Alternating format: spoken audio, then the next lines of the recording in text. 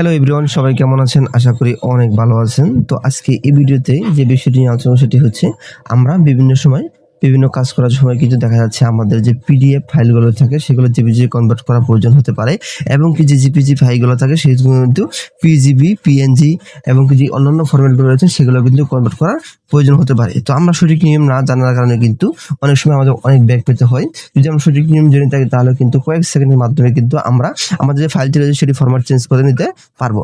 তো আমি দেখতে পাচ্ছি যে আমার এখানে কিন্তু দুইটি ফাইল রয়েছে, একটি হচ্ছে জিপিজি ফাইল আর একটি হচ্ছে আপনার পিডিএফ ফাইল। তো আমি এই দুটিকে আমরা এডিট করে দেখাবো কিভাবে কয়েক মিনিটের মাধ্যমে আমরা এগুলো এডিট করতে পারবো। তো এটি করার জন্য আমি চলে যাচ্ছি আমার কম্পিউটার ক্রমে। আপনি কিন্তু চাইলে আপনার হাতে থাকা মোবাইল ফোনটি দিয়ে এটি করতে পারেন। তো এখানে যে সার্চ বক্সটি রয়েছে আমরা লিখবো সেজাদা পিডিএফ এডিটর। তো এখানে সেজাদা পিডিএফ এডিটর লেখার পরে এখানে দেখাচ্ছে প্রথমে easy to use online PDF editor. তো আমরা এই ওয়েবসাইটটিতে প্রবেশ করব।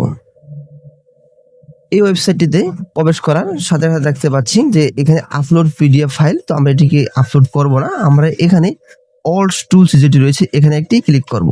তো এখানে ক্লিক করার পর দেখতে পাচ্ছি আমরা এখানে অসংখ্য পরিমাণ টুলস রয়েছে। তো এই টুলসগুলো কিন্তু আমরা প্রতিনিয়ত আমাদের যে কার্যক্রম রয়েছে সেখানে কিন্তু ব্যবহার হতে পারে এবং সেগুলো দিয়ে আমরা বিভিন্ন ধরনের কাজ করতে পারি। যেমন এখানে রয়েছেন পিডিএফ টু জিপিজি, প্রথমে রয়েছেন, তারপরে ইডিএট, মানে এটা পিডিএফ আমরা ইডিট করতে পারবো, প্রুফ করতে পারবো, ম্যানেজ করতে পারবো, আরো বিভিন্ন কিছু রয়েছে। এবং কি একাধিক পেজ যদি থাকে তাহলে এখান থেকে কিন্তু আমরা ডিলিট যেটি রয়েছে সেটিও করতে পারবো। তারপর এখানে আমি একটা দেখাচ্ছি PDF to Excel, PDF to JPG.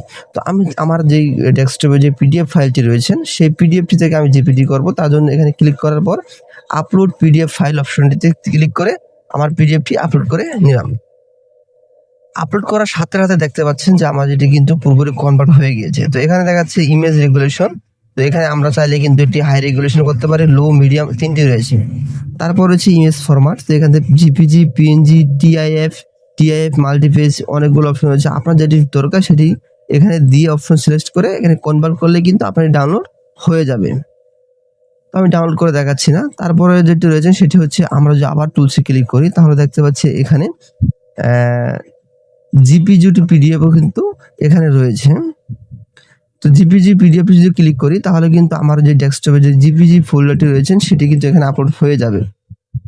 তো এখানে দেখাচ্ছে কনভার্ট টু পিডিএফ, এই অপশনে ক্লিক করলে কিন্তু আমরা আমাদের ফাইলটি কনভার্ট করে নিতে পারবো।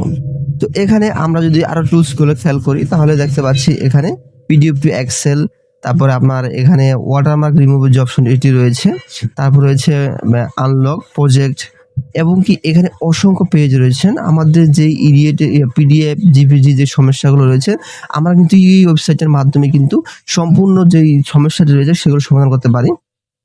এখানে রিসাইজ রয়েছে, রুটেড রয়েছে, রিপেয়ার রয়েছে এবং কি আপনার যত ধরনের সমস্যা রয়েছে পিডিএফ এর সব কিছু সলিউশন কিন্তু এই ওয়েবসাইটে রয়েছে। আপনার কষ্ট করে অন্যান্য যে ওয়েবসাইট রয়েছে সেগুলো খোঁজার কোনো প্রয়োজন নেই। আপনি যদি এই সেজাদা ওয়েবসাইট যে রয়েছে সেই ওয়েবসাইটে প্রবেশ করলে কিন্তু আপনি এখান থেকে আপনার যত কাঙ্ক্ষিত যেই সমস্যাগুলো রয়েছে সেই সমস্যাগুলো এখান থেকে সমাধান করে নিতে পারবেন মাত্র কয়েক মিনিটে। তো এখানে আমি মূলত যে দেখানোর চেষ্টা করেছি সেটি হচ্ছে আমাদের যেই পিডিএফ, জিপিজি, পিএনজি ফাইলগুলো রয়েছে আমরা কিন্তু চাইলে আমাদের মনের মতো আমরা এমন কোনো অপশন নেই এখানে নেই, সবগুলো কিন্তু রয়েছে।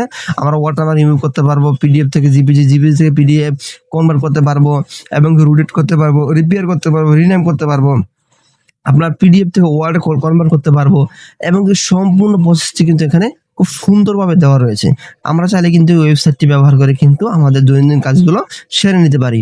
তো যারা এই ভিডিওটি বুঝতে পেরেছেন আর যদি কাজের কোনো সমস্যা থাকে অবশ্যই আমাকে কমেন্ট করে জানাবেন, আমি অবশ্যই সময় বুঝিয়ে দেওয়ার চেষ্টা করবো। তো এতক্ষণ সাথে থাকার জন্য অসংখ্য ধন্যবাদ। যারা নতুন রয়েছেন তারা চ্যানেলটি সাবস্ক্রাইব এবং কি লাইক কমেন্ট করে পাশে থাকবেন। দর্শক থাকার জন্য অসংখ্য ধন্যবাদ।